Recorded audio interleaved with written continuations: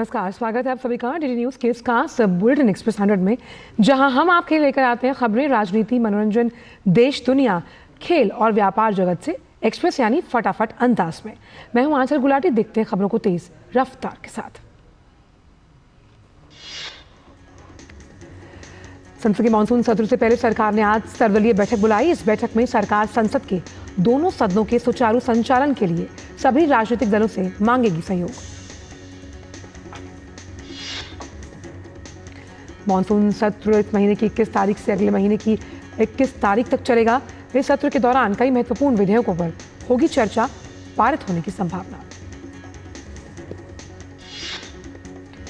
संसदीय कार्य मंत्री किरेन रिजिजू ने संवाददाताओं को बताया कि सरकार संसद में उठाए जाने वाले महत्वपूर्ण मुद्दों पर चर्चा के लिए तैयार।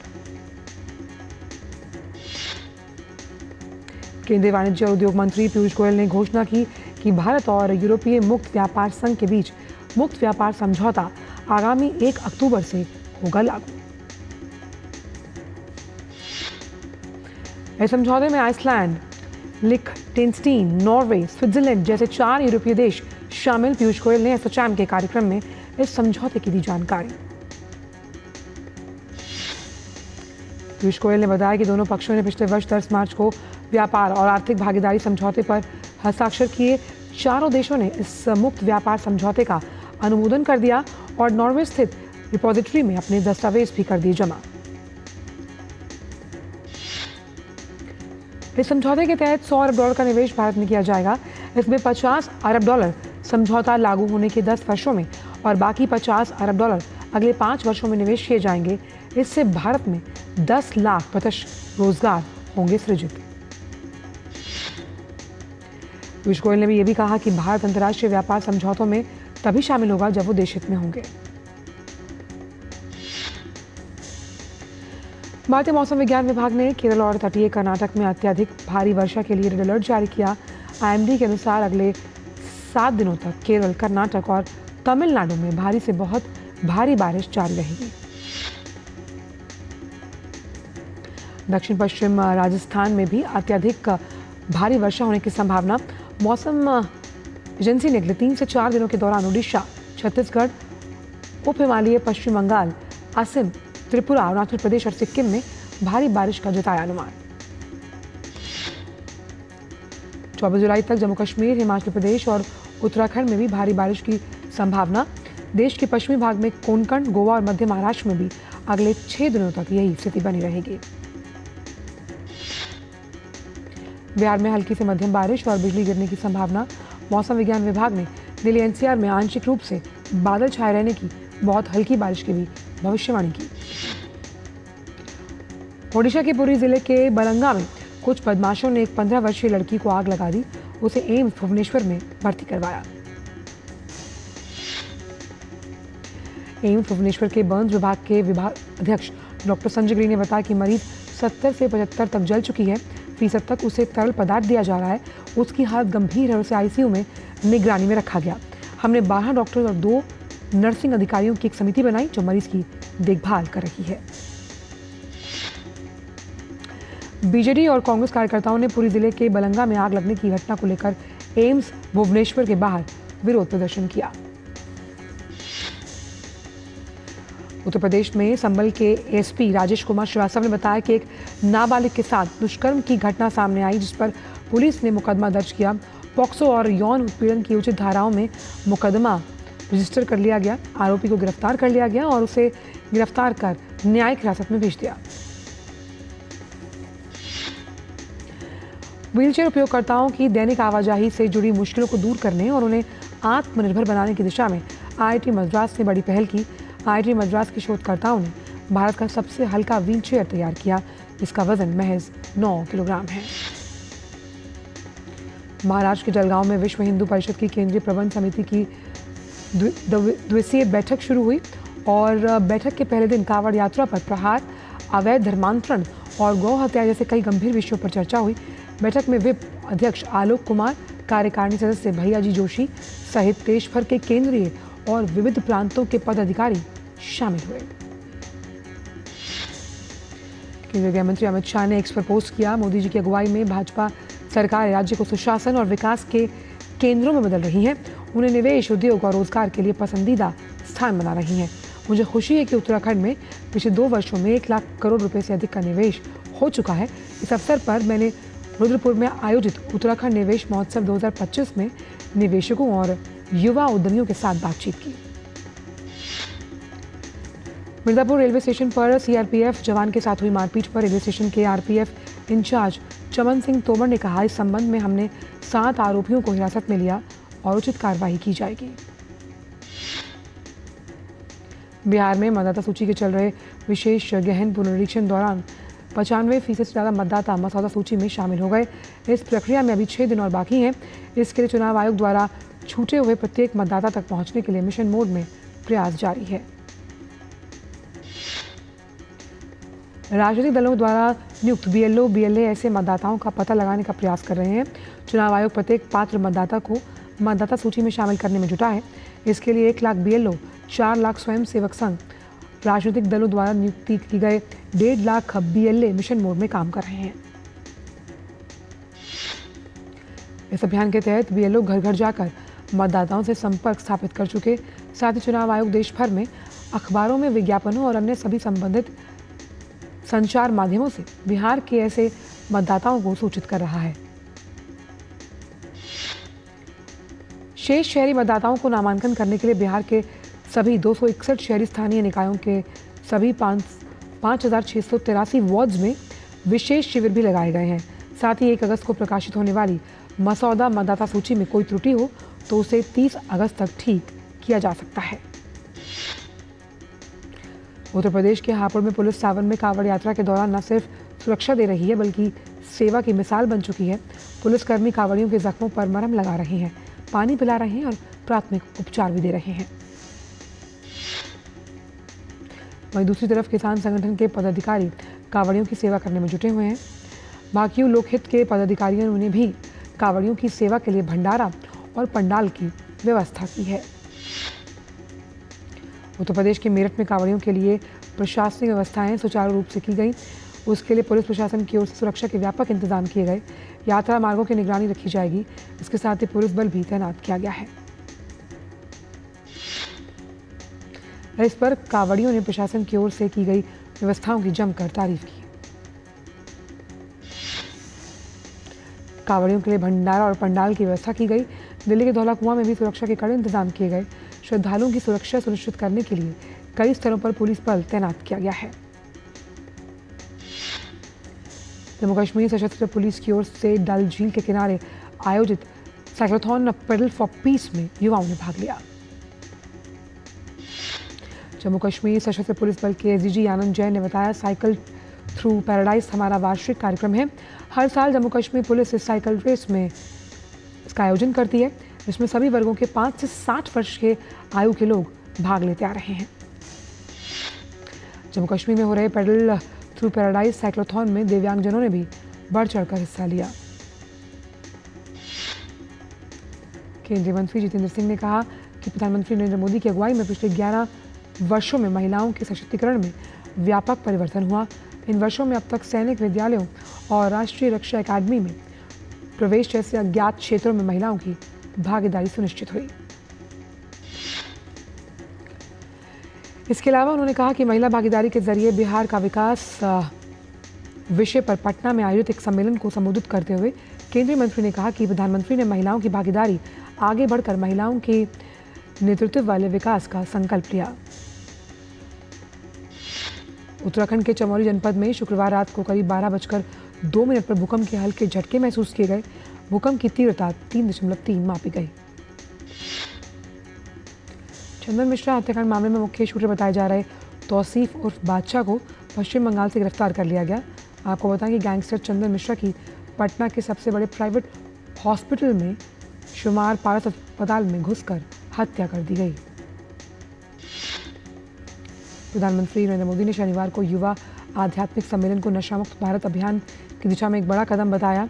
उन्होंने इस सम्मेलन पर आधारित एक लेख को साझा करते हुए इस मुहिम में युवाओं की भागीदारी को जमकर सराहा।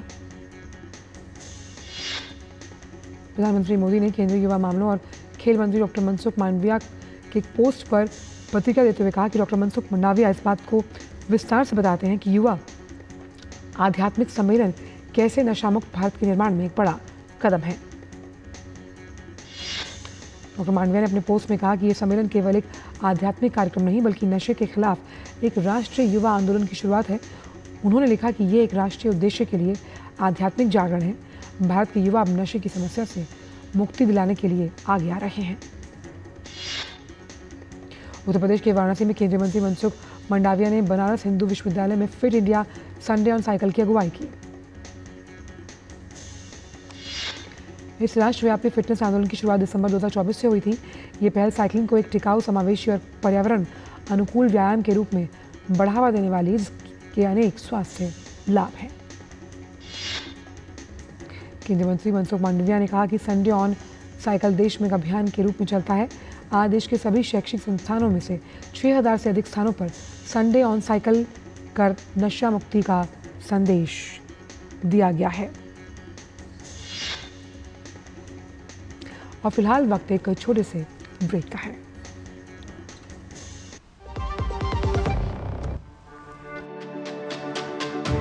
मेरी पसंद, मेरी पसंद, मेरी पसंद, मेरी पसंद,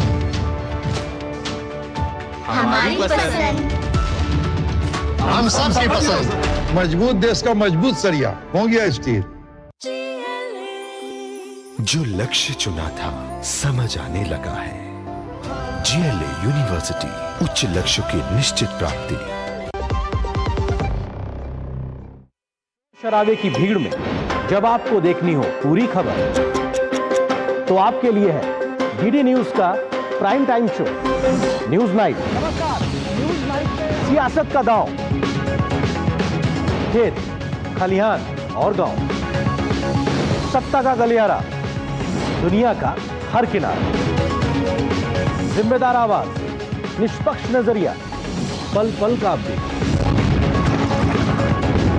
दिन भर की अहम खबरों का बेबाक विश्लेषण। और जो टेररिस्ट हैं ये एक ही एंटिटी है। खबरों की दुनिया का सबसे जिम्मेदार शो न्यूज नाइट, हर रात 8 बजे।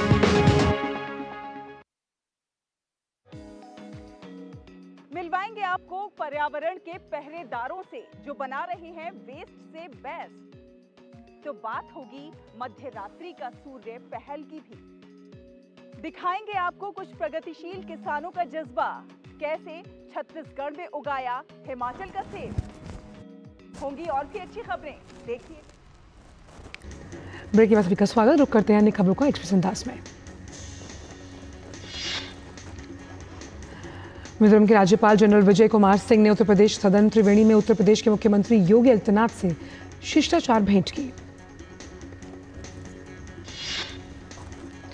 दिल्ली की पूर्व मुख्यमंत्री शीला दीक्षित की आज पुण्यतिथि है। भारत की सबसे लंबे समय तक सेवा करने वाली महिला मुख्यमंत्री के रूप में उन्होंने रचा था इतिहास। INS के संध्याक दल ने मलेशिया के राष्ट्रीय जल सर्वेक्षण केंद्र का दौरा किया। महानिदेशक जल सर्वेक्षण और वरिष्ठ अधिकारियों ने उनका स्वागत किया।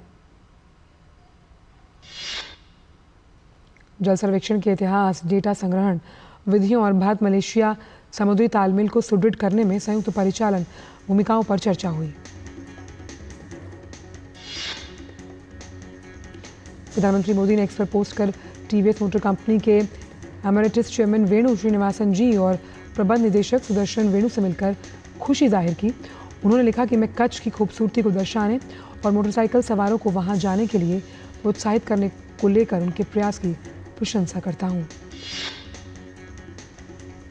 उपराष्ट्रपति जगदीप धनखड़ ने शनिवार को उपराष्ट्रपति एनक्लेव में भारतीय रक्षा संपदा सेवा के 2024 बैच के अधिकारी प्रशिक्षुओं को संबोधित किया। इस अवसर पर उपराष्ट्रपति ने कहा कि एक संप्रभु राष्ट्र के रूप में इस देश में सभी निर्णय के नेतृत्व द्वारा लिए जाते हैं। दुनिया में कोई भी ऐसी शक्ति नहीं जो भारत को ये निर्देश दे कि उसे अपने मामलों को कैसे संभालना है।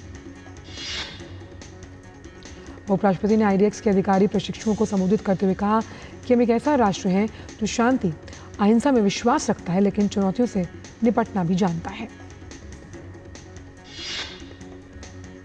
केंद्रीय मंत्री जितेंद्र सिंह ने कहा कि भारत में लगभग 76,000 स्टार्टअप महिलाओं की अगुवाई में हैं। इनमें से बड़ी संख्या में टियर 2 और टियर 3 शहरों में। जितेंद्र सिंह ने कहा कि 2047 तक भारत के विकसित राष्ट्र बनने का मार्ग सशक्त महिलाओं और युवाओं द्वारा तय किया जाएगा, जैसा प्रधानमंत्री ने महिला अगुवाई विकास के प्रतिमान के तहत परिकल्पित किया है। केंद्रीय नवीन और नवीकरणीय ऊर्जा मंत्री प्रहलाद जोशी ने राजस्थान में 435 मेगावाट की गोरबिया सौर ऊर्जा परियोजना का उद्घाटन किया। प्रहलाद जोशी ने कहा कि ये परियोजना नवीकरणीय ऊर्जा के क्षेत्र में प्रगति को दर्शाती है। राजस्थान अब ऊर्जा के क्षेत्र में आत्मनिर्भरता की पहचान है। केंद्रीय पेट्रोलियम मंत्री हरदीप सिंह पुरी ने कहा कि भारत अपने एनर्जी इंफ्रास्ट्रक्चर का निरंतर विकास कर रहा है और प्रधानमंत्री नरेंद्र मोदी के मार्गदर्शन में one nation one gas grid vision पर काम कर बढ़ रहा है आगे। हरदीप सिंह पुरी ने कहा कि प्रमुख अर्थव्यवस्था के रूप में भारत एकमात्र ऐसा देश जहां पिछले 3 वर्षों में पेट्रोल और डीजल की कीमतें बढ़ने के बजाय घटी हैं। मुख्यमंत्री भजनलाल शर्मा ने कहा कि युवाओं के लिए रोजगार राज्य सरकार की सर्वोच्च प्राथमिकता है। Rising Rajasthan global investment summit की इसमें महत्वपूर्ण भूमिका है। इनोवेशन और स्मार्ट मैन्युफैक्चरिंग को बढ़ावा देने की दिशा में एक रणनीतिक कदम के रूप में डीपीआई ने नई दिल्ली में इंडस्ट्री 4.0 पर एक वर्कशॉप का आयोजन किया। वित्त मंत्रालय के अनुसार वर्कशॉप का ये दौर देश के विभिन्न क्षेत्रों में आयोजित किया जाएगा और इन क्षेत्रों में सीपीएससी स्थित होंगे। इसके अलावा अगस्त 2025 के भीतर इसे पूरा होने की उम्मीद है। केंद्रीय रेल राज्य मंत्री वी सोमन्ना ने कहा कि ओडिशा में 80,000 करोड़ रुपए से अधिक की रेलवे परियोजनाएं की जा रही हैं लागू। चाय बोर्ड के आंकड़ों के अनुसार भारत में वित्त वर्ष 2025 में चाय निर्यात 2.85% बढ़कर लगभग 26 करोड़ किलोग्राम। वित्त वर्ष 2025 में उत्तर भारत में चाय निर्यात की मात्रा 161 मिलियन किलोग्राम के पार, वहीं दक्षिण भारत में निर्यात 4.92% से घटकर 96 मिलियन किलोग्राम रहा। डाक विभाग ने कहा कि 21 जुलाई से दिल्ली के डाकघरों में एक एडवांस डिजिटल प्लेटफॉर्म लागू किया जाएगा। भारत का कृषि और प्रसंस्कृत खाद्य उत्पादों का निर्यात वित्त वर्ष 2026 की पहली तिमाही में सालाना आधार पर 7% से अधिक बढ़कर 5.96 अरब डॉलर के पार। निर्यात में वृद्धि मुख्य रूप से चावल, मांस और फलों सब्जियों के मजबूत शिपमेंट की वजह से दर्ज की गई। ईडी ने अवैध ऑनलाइन सट्टेबाजी ऐप्स को बढ़ावा देने के आरोप में टेक दिग्गज गूगल और मेटा को नोटिस भेजा। 21 जुलाई को होगी पूछताछ। Made in India Samsung Galaxy Z Fold 7, Galaxy Z Flip 7, Galaxy Z Flip 7 FE smartphone को भारत में रिकॉर्ड 2 लाख से ज़्यादा प्री ऑर्डर मिल चुके हैं। चालू वित्त वर्ष की पहली तिमाही में कश्मीर से हस्त निर्मित उत्पादों के निर्यात ने 300 करोड़ रुपए के आंकड़े को किया पार, जो पिछले 4 वर्षों में सबसे ज्यादा। जेके सीमेंट लिमिटेड का एकीकृत शुद्ध लाभ चालू वित्त वर्ष की अप्रैल-जून तिमाही में 75% से बढ़कर 324 करोड़ रुपए के पार। निजी क्षेत्र के येस बैंक का जून तिमाही में शुद्ध लाभ 59% से बढ़कर 801 करोड़ के पार। कोइन गैको के जारी आंकड़ों के अनुसार क्रिप्टो उद्योग लगभग $4 ट्रिलियन का आंकड़ा पार कर चुका है। EY की रिपोर्ट के अनुसार 2025 की पहली छमाही में घरेलू आईपीओ बाजार में कुल 108 सौदे हुए, जिनसे 4.6 अरब डॉलर की पूंजी जुटाई गई। नेपाल दूरसंचार प्राधिकरण ने देश की सभी टेलीकॉम सर्विसेज प्रोवाइडर्स को वित्तीय धोखाधड़ी और मनी लॉन्ड्रिंग को लेकर टेलीग्राम मैसेजिंग ऐप के एक्सेस को ब्लॉक करने का दिया आदेश। यूक्रेनी राष्ट्रपति जेलेंस्की ने रूस के साथ नई शांति वार्ता का रखा प्रस्ताव। यूक्रेन और रूस के बीच अगले सप्ताह हो सकती है बातचीत। यूक्रेनी राष्ट्रपति जेलेंस्की ने इस बात की पुष्टि की कि यूक्रेनी रक्षा परिषद के सचिव रुस्तम उमरोव ने अगले सप्ताह रूसी वार्ताकारों के साथ बैठक की पेशकश की है। जेलेंस्की ने कहा कि शांति सुनिश्चित करने के लिए नेतृत्व स्तर पर एक बैठक जारी है। इस साल की शुरुआत में तुर्की में यूक्रेन और रूस के बीच 2 दौर की वार्ता से कैदियों और सैनिकों के शवों के आदान प्रदान पर सहमति के अलावा और कुछ सामने निकलकर नहीं आया। वहीं रूस की ओर से तत्काल कोई प्रतिक्रिया नहीं आई। ये प्रस्ताव यूक्रेन पर रूस की ओर से व्यापक हवाई बमबारी के कुछ घंटों बाद आया, इसमें कुछ लोग मारे गए। सीरिया में युद्ध विराम लागू करने के लिए संघर्ष के बीच ड्रूज क्षेत्र में झड़पें जारी। लड़ाई में अब तक सैकड़ों लोगों की हुई मौत।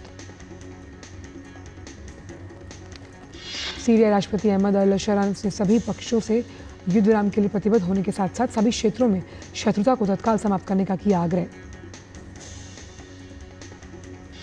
गाजा के स्वास्थ्य मंत्रालय का कहना है कि स्वास्थ्य वितरण स्थल तक पहुंचने की कोशिश करते समय इजरायली गोलीबारी में कम से कम 36 लोगों की मौत। वहीं इजरायली सेना ने कहा कि उसने उन संदिग्धों पर चेतावनी के तौर पर गोलियां चलाई जो उसके सैनिकों की ओर बढ़ रहे थे। सेना ने कहा कि उन्होंने रुकने के लिए कहा लेकिन वो नहीं माने। वियतनाम के हेलोंग बे में तूफानी मौसम के चलते एक पर्यटक नाव पलटी, जिसमें कम से कम 27 लोगों की मौत हुई। 8 लोग लापता हैं जिनकी तलाश अभी जारी है। सरकारी मीडिया रिपोर्ट्स के अनुसार बचाव दल लापता लोगों की तलाश में। इस नाव में 48 यात्री और चालक दल के 5 सदस्य सवार थे। वियतनाम के प्रधानमंत्री फाम चिन मिन ने मृतकों के परिवारों के प्रति जताई संवेदना। इसके साथ ही उन्होंने घटना के कारणों की जांच के दिए आदेश। कोल्डप्ले कॉन्सर्ट में गले मिलते हुए वीडियो वायरल होने के बाद एस्ट्रोनॉमर के सीईओ एंडी बायरन ने अपने पद से दिया इस्तीफा। लॉस एंजल्स की नाइट क्लब में एंट्री करने के लिए इंतजार कर रहे लोगों की भीड़ को कार ने मारी टक्कर। इस घटना में कम से कम 30 लोग घायल, 7 लोगों की हालत गंभीर। ब्रिटेन की संसद के बाहर प्रतिबंधित समूह फिलिस्तीन एक्शन का समर्थन कर रहे लोगों पर कार्रवाई। पुलिस ने 55 प्रदर्शनकारियों को किया गिरफ्तार। जापान में आज होने जा रहे उच्च सदन के लिए चुनाव। ऊपरी सदन में कुल 248 सीटों में 125 पर होगा चुनाव। विशेषज्ञों का मानना है कि ये चुनाव जापान की राजनीतिक दिशा करेगा तय। जापान के प्रधानमंत्री शिंजो इशिबा की पार्टी एलजेपी और उसकी सहयोगी कोमितो को बहुमत के लिए कम से कम 50 सीटें जीतनी होंगी। कजाकिस्तान में महसूस किए गए भूकंप के झटके। राष्ट्रीय भूकंप विज्ञान केंद्र अनुसार कजाकिस्तान में 4.0 तीव्रता का भूकंप आया, गहराई 160 किलोमीटर। हंगरी में आयोजित कुश्ती रैंकिंग सीरीज में भारत का शानदार प्रदर्शन। भारतीय पहलवान इस टूर्नामेंट में शानदार प्रदर्शन करते हुए 2 स्वर्ण, 2 रजत और 2 कांस्य पदक के साथ 6 पदक जीते। भारत को इस टूर्नामेंट का 6ठा पदक प्रिया मलिक ने दिलाया। 76 किलोग्राम भार वर्ग के फाइनल में प्रिया को 3-4 के करीबी अंतर से रजत पदक से संतोष करना पड़ा। भारतीय महिला पहलवान अंतिम पंघाल ने बुडापेस्ट रैंकिंग सीरीज में स्वर्ण पदक जीता। अंतिम ने 53 किलो भार वर्ग के फाइनल में रूस की नतालिया मालिशेवा को 7-4 से मात दी। वहीं भारत की 19 वर्षीय पहलवान हर्षिता मोर ने भी 72 किलो भार वर्ग में स्वर्ण पदक अपने नाम किया। जूनियर एशियन चैंपियन हर्षिता ने 4 बार की विश्व चैंपियनशिप मेडलिस्ट जमीला को 10-0 से शिकस्त दी। फिडे महिला शतरंज विश्व कप में grand master Koneru Humpy, D Harika, R Vaishali और अंतर्राष्ट्रीय master Divya Deshmukh quarter final में पहुंची। इसके साथ ही भारत ने टूर्नामेंट को क्वार्टर फाइनल चरण में 4 खिलाड़ियों के साथ पहला देश बनकर रचा इतिहास। भारत की महिला chess grand master Koneru Hampi ने स्विट्जरलैंड की एलेक्जेंड्रा कोस्टेन्युक को हराकर क्वार्टर फाइनल में प्रवेश किया। वहीं दिव्या देशमुख ने चीन की दूसरी वरीयता प्राप्त झू जिनर को हराकर बड़ा उलटफेर करते हुए क्वार्टर फाइनल में प्रवेश किया। उन्होंने पहला गेम काले मोहरों से जीता और दूसरा ड्रॉ खेला। भारत की डी हरिका ने रूस की कैटरीना लगानो को पहले गेम में हराने के बाद वापसी की। उन्होंने दूसरा गेम जीता, फिर ड्रॉ खेला और फिर टाई ब्रेक में जीत हासिल कर क्वार्टर फाइनल में पहुंची। न्यूजीलैंड ने त्रिकोणीय T20 सीरीज के तीसरे मैच में जिम्बाब्वे को 8 विकेट से हराकर जिम्बाब्वे ने पहले बल्लेबाजी करते हुए 20 ओवर में 7 विकेट पर 120 रन बनाए। जवाब में कीवी टीम ने 3.5 ओवर में 2 विकेट खोकर ये लक्ष्य हासिल किया।